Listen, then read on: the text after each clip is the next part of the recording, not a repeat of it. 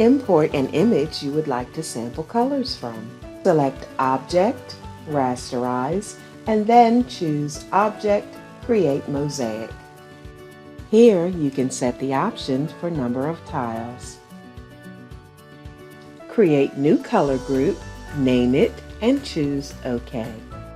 Now use the eyedropper tool to select a color in your object.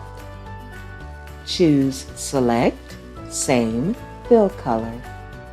Now choose a color from your newly created color group. Control or Command D to deselect, and continue this process for each color you'd like to change.